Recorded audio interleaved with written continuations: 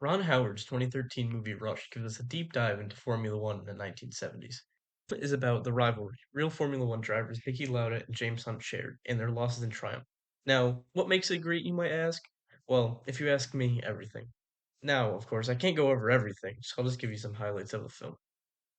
The cars. Where can I start? These machines of up to 1,000 horsepower and almost endless downforce definitely makes them the fastest in the world. They fly down the straights and maneuver through corners is absolutely mesmerizing to the watcher. But they can also be death traps, as they were in this time during the film. Each year, two of us die. What kind of person does a job like this? Not normal man for sure. Another thing that was absolutely brilliant about the movie was the makeup and costumes. After Lauda's horrible crash, his face was very disfigured, and they needed to use makeup to make Daniel Bruhl, the person who played Lauda in the movie, look like he was after his crash in real life. And it looked great, looked real. And it wasn't just that was great from the set design to makeup and the costumes. All the other characters really looked like they fit into the 70s and looked like their real counterparts, especially. Now, to move on from the characters, the sets are also amazing. They recreated these classic tracks, which don't even look close to what they looked like in the 70s, but they made it so they actually did. And there's some great examples. They used Watkins Glen, which is just in upstate New York. They also used the South African Grand Prix and Brazil, which are another two examples of tracks that have massively changed, but they made it look just like the real life counterpart as it was in the 70s.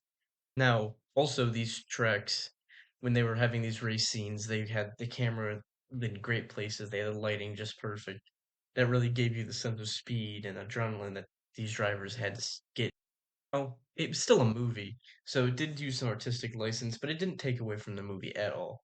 An example of this was during the 1973 US Grand Prix, which there was a scene in the movie. It looks like a driver was decapitated. And during the 1973 US Grand Prix, it's implied that it was Tyrrell driver Francois Sever who died in real life in the same wreck, but he wasn't decapitated. The crash was completely different. But the next year, there was a different driver, Helmut Koenigsegg, who was actually decapitated in a way similar to the crash that was depicted in the movie. Now, another thing that was heavily exaggerated was the actual rivalry between Hunt and Lauda. Now, they were actually roommates in Formula 3, which was a lower series, but this movie has them as like they hated each other, and they really didn't. As actually, after Hunt's career, he became an alcoholic and was really down in the dumps, and Lauda actually gave him money twice that helped restart his life, and actually, James Hunt became a Formula One commentator later in his career.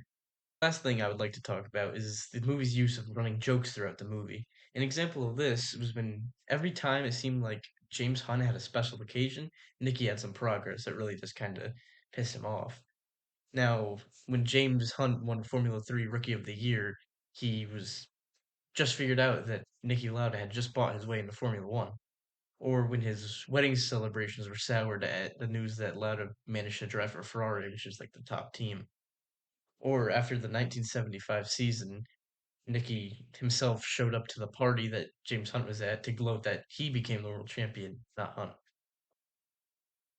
Now, to finish up, Rush is a brilliant movie that I would recommend to everyone, not even Formula One fans, just anyone who's looking for a good movie to watch.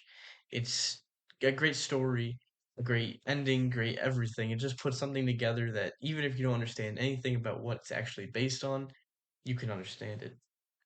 Lastly, I would like to say that all the credits for the videos and images that I've used are in the description of the video, along with the 5 principles and TV tropes I used to explain how this movie was good.